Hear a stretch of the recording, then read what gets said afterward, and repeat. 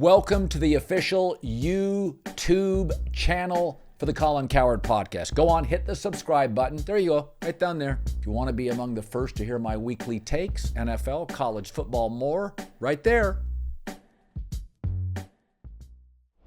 So I want you to pick a team that is considered a bad team. And you know, I've done this every year. A couple years ago, I beat on this drum, I swear, for 6 months. The Minnesota Vikings, I'm like, this is a 10, 11, 12 win team, and they were. Like, they were undervalued. They were headed to the playoffs last year until Cousins ripped his Achilles. Yeah. So I think I'm in the minority here. I want you to think, I'll go first, of a team you think is undervalued. I think it's Denver. So they drafted an edge rusher. That is an area of need. If you go back to last year, the defense was the issue. They got the most you could get. If you go really look at Russell Wilson's stats. Now, Russell doesn't see the field particularly well, but they've got a number one receiver in Cortland Sutton. The offensive line was rated 7th. I like their backs, capable at tight end. Again, a number one receiver. I think the O-line's better than people think. One of the smartest play designers and callers in the sport.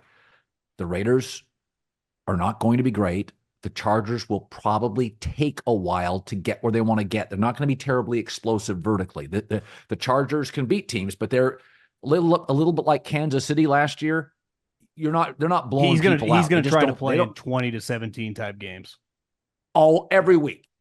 They're going to be in games with Kansas City. Kansas City doesn't blow people out anymore. Rashee Rice is a bit of a mess. They have a rookie. Chargers won't blow people out. They could absolutely beat both of those teams once. They could beat the Raiders twice. Their over-under's 5.5. If the kid they drafted, if the edge rusher works, by the way, Mims last year became a really nice piece. That's why they moved off Jerry Jeudy. They went and got another receiver. It's hard when you say smart coach, good offensive line, automatic wins in division. Bo Nix had 61 starts. If he's capable, if he's Russell Wilson capable, I think they're like an 8-win team. I'm not saying playoffs, but 5 and 12 is Carolina. It's unwatchable. I don't think Denver's going to be unwatchable. Yeah, I think Bo Nix, I remember watching him right after the draft. He kind of had some like Jimmy Garoppolo, Derek Carr coming out of college.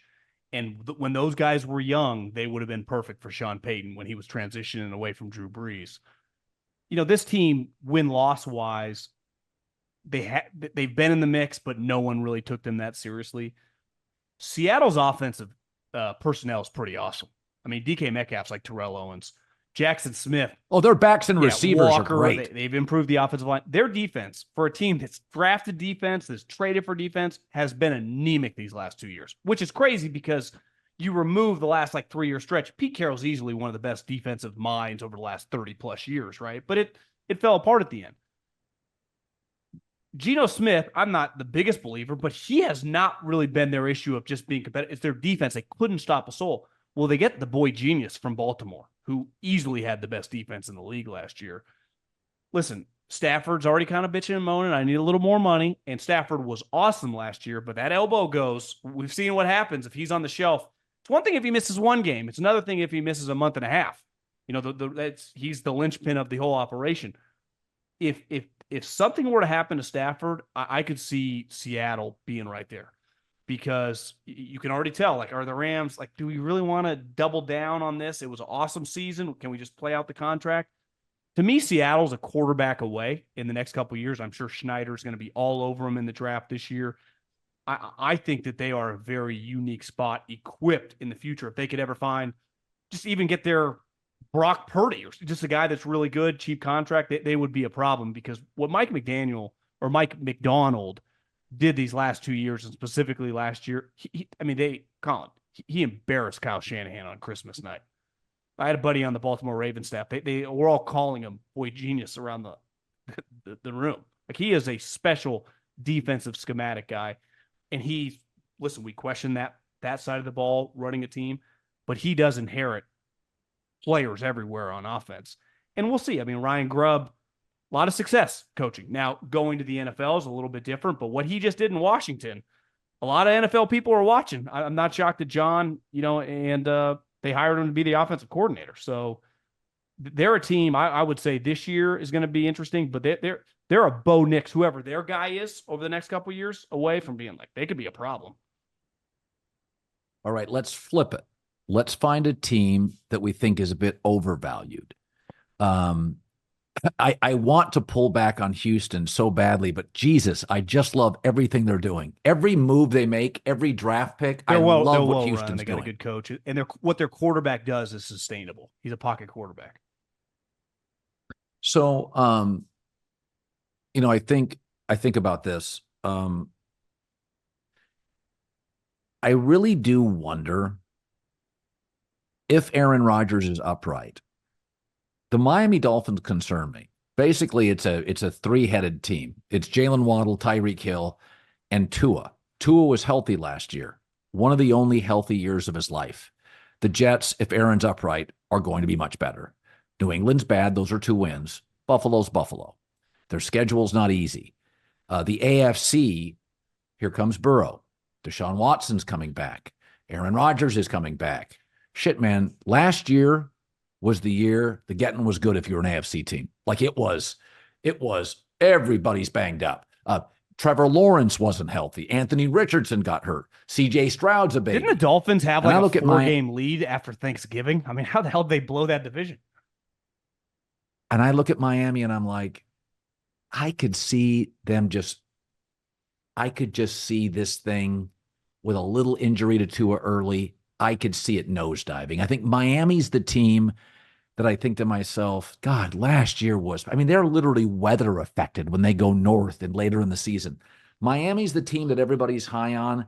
I could see it being a bit of a mess. I don't take them seriously at all. I don't care what their record is in September. Go 4-0 in September. Seen that, been there, done that. The best teams in their conference all play in freezing cold weather. Not like cold weather, frigid weather, right? So they have no shot.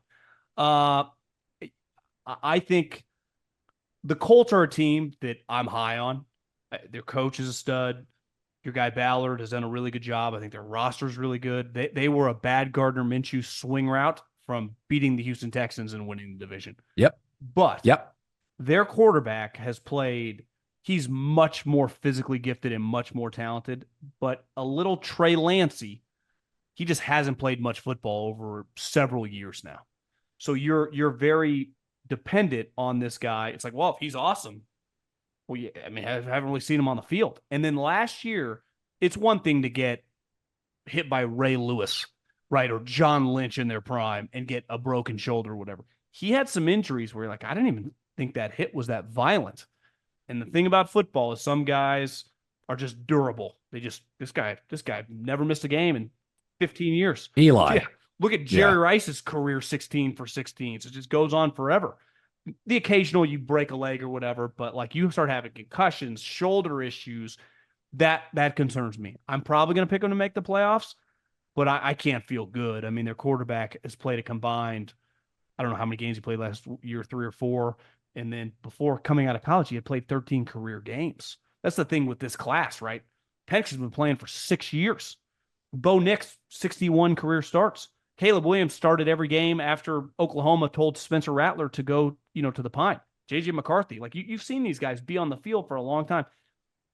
People get very, like you said with Kyler Murray, lazy, not into it, terrifies teams.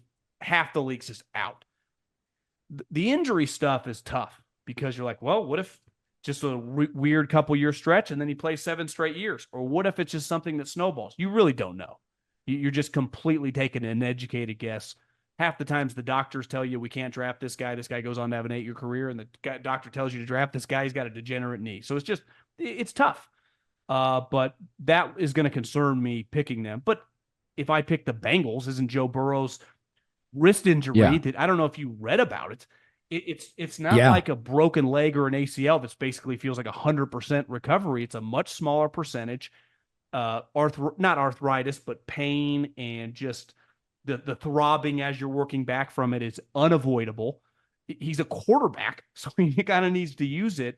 I love watching the guy play, and he's the only guy in the AFC that went toe-to-toe with Mahomes and took him down on the road. Yeah. But like that injury has a little baseball feel to it where you're like, that pitcher was never the same. right? I hope that's not the case, Yeah. but it's scary.